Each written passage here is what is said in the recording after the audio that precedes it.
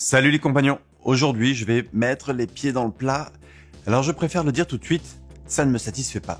Mais je pense que ça peut aider des gens à avancer. Je dois l'avouer, aujourd'hui je ne prends plus de développeurs stagiaires. Ouais, je sais, c'est moche. Mais avant de me mettre un gros pouce de désapprobation, écoute cette vidéo jusqu'au bout. Je ne le fais plus aujourd'hui, que je suis seul, mais je ne le faisais déjà plus avant quand j'avais ma petite ESN. Je vais non seulement t'expliquer pourquoi, mais surtout expliquer aux potentiels stagiaires comment s'en sortir quand même. Et si tu sens que je suis contrarié, bah c'est le cas. Contrarié de faire cette vidéo. Contrarié que ce soit galère pour les nouveaux entrants et contrarié par l'attitude de certains. Pourquoi est-ce que je ne prends plus de stagiaires? Bah c'est très simple, pour la même raison que je roule en Dacia et pas en Tesla. Parce que j'en ai pas les moyens. Alors tu vas me dire, oui mais non, mais les stagiaires ça coûte rien. Pardon? Si tu penses ça simplement parce que le salaire de la personne coûte peu d'argent, c'est que tu as encore quelques trucs à comprendre sur la vie d'entreprise. Et les ESN en particulier. Au début de mon ESN, on prenait des stagiaires. On en a pris plusieurs même, que ce soit en formation initiale ou en reconversion. Mais finalement, à part une exception, le premier, j'étais bien tombé, ça n'a pas donné grand-chose. Comprendre par là, on n'a pas pu les embaucher. Jusqu'au jour où on s'est dit, ok, ça coûte trop cher, on arrête. Mais alors, où est le coût d'un stagiaire? Il y a son salaire d'abord, même s'il est bien plus faible que celui d'un collaborateur classique, ce n'est pas non plus gratuit. Mais surtout, il faut intégrer les coûts indirects des collaborateurs qui vont s'occuper de lui. Je ne parle même pas du coût du salaire des collaborateurs qui vont s'occuper du stagiaire, bien qu'il existe ce coût. Non, je te parle de ce qu'on ne produit pas pendant qu'on s'occupe du stagiaire. Et quand tu regardes de près, en fait, ça coûte cher. Beaucoup de stagiaires sont incompétents à la sortie de l'école. Si, tu as bien entendu, incompétents. Ils ont appris plein de choses qui ont permis de construire le raisonnement, comprendre la logique, mais rares sont ceux capables de produire du code de production à la sortie d'école. Et là encore une fois, je parle autant de ceux qui sortent de formation initiale que de reconversion. Donc il faudra investir pas mal d'énergie avant que cette personne devienne utile à l'entreprise. Alors oui, je sais, tu vas me dire que prendre des stagiaires, c'est pas juste pour servir à l'entreprise. Et franchement, j'aimerais recruter des stagiaires tous les ans pour faire avancer la cause, pour faire avancer l'industrie. Mais j'en ai pas les moyens. Le modèle d'une ESN est assez basique. Tu achètes du temps en volume, les salaires, que tu revends au détail, tes prestations. Et le marché est tel que les marges sont trop faibles pour un petit studio. Entre des salaires qui galopent, dopés aux hormones de croissance de levée de fonds, et des clients qui rechignent à payer plus, c'est pas simple de dégager de la marge. Dans mon ESN, on commençait à gagner de l'argent vers fin novembre. On faisait notre résultat sur les dernières semaines de l'année. Donc c'est très simple. On ne pouvait pas se permettre de passer du temps sur un sujet qui ne nous aidait pas à avancer. Mais alors, est-ce que les développeurs stagiaires sont voués à mourir sur les plages du désespoir? Ben non, clairement pas. Et tu noteras que cette vidéo est d'autant plus douloureuse à faire que mon frère est passé par là et a bien galéré. Et oui, c'est rageant de ne pas avoir sa chance. Encore faut-il savoir la provoquer. Là oui, on va arriver au passage qui va être un petit peu contrariant et pas très agréable à entendre. J'ai été prof à la fac, et c'est pas l'argent qui motive à faire ce genre de choses. Tu sais ce qui m'a fait arrêter? Je voyais chaque nouvelle génération se bouger encore moins que la précédente. J'avais tellement envie de leur botter le cul. La devise républicaine, c'est liberté, égalité, fraternité. Pas je reste dans mon canapé à mater la télé. Ouais, je sais, la télé c'est un truc de vieux, toi tu mates Netflix ou tu joues à la PlayStation. Mais ça rimait pas. Alors si tu es prêt à arrêter de chouiner et à te remonter les manches, écoute bien ce qui va suivre et tu augmenteras significativement tes chances de trouver un stage ou ton premier job. D'abord, il y a des boîtes qui sont OK pour recruter des stagiaires. Leur business model est moins à couteau tiré que celui d'une ESN, ou alors leur équipe est plus grande et ils peuvent se permettre de prendre un stagiaire. Quand l'entreprise a une équipe de 20 personnes, l'effort pour accompagner un stagiaire pèse moins proportionnellement que dans une équipe de 4. C'est basique. Et puis, il y a beaucoup de boîtes qui cherchent activement à recruter. Prendre des stagiaires est un bon moyen de tester la personne, voir si on peut la fidéliser, tout en entraînant le mentor au management. Quand l'entreprise cherche à recruter et en a les moyens, alors c'est une bonne opération pour tout le monde. Donc, cherche plutôt des boîtes qui ont ce profil.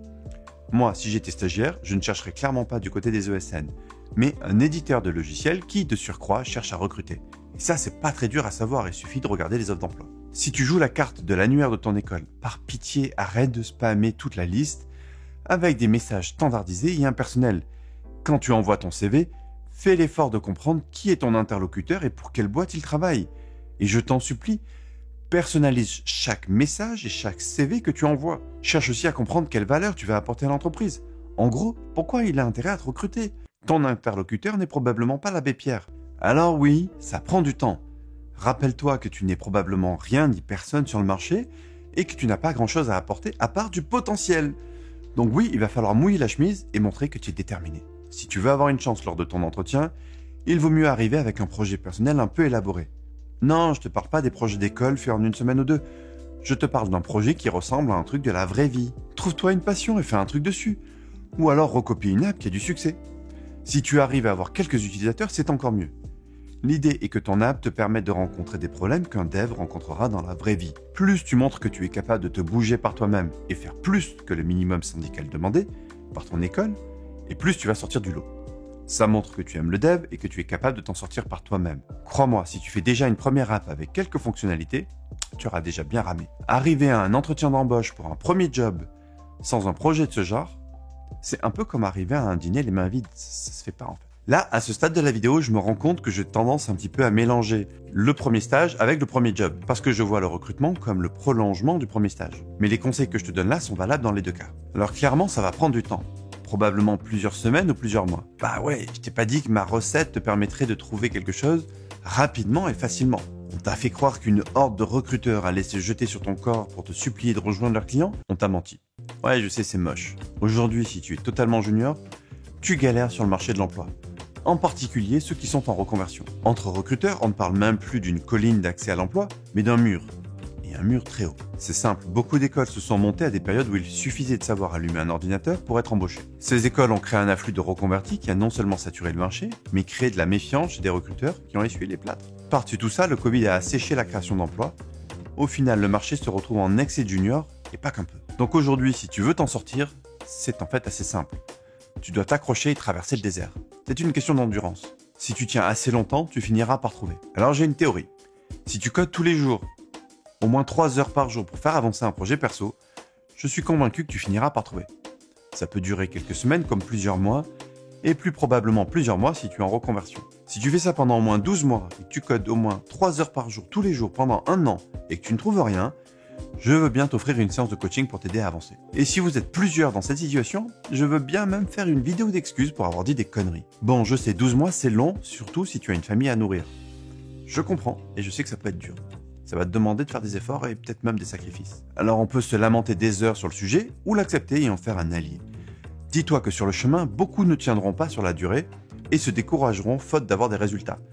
Ceux qui trouveront seront ceux qui auront tenu assez longtemps pour acquérir le niveau pour être embauchable. Voilà, maintenant tu peux te défouler, m'insulter dans les commentaires ou te désabonner de ma chaîne. Mon message est assez simple. On n'est plus dans l'Eldorado que ça a pu être. Il y a encore beaucoup de travail, je reste convaincu que c'est un métier d'avenir, mais si tu débutes et que tu veux t'en sortir, il va falloir te bouger sévère. Bon, là on a parlé du niveau technique. La première étape est d'acquérir le niveau pour être embauchable. Mais il va aussi falloir travailler d'autres compétences comme les soft skills en entretien. Ouais, je sais, ça fait beaucoup. Du coup, je t'ai fait une vidéo dans laquelle je te donne 3 conseils pour réussir ton prochain entretien d'embauche. Il te suffit de cliquer sur la miniature qui va apparaître quelque part. Ciao!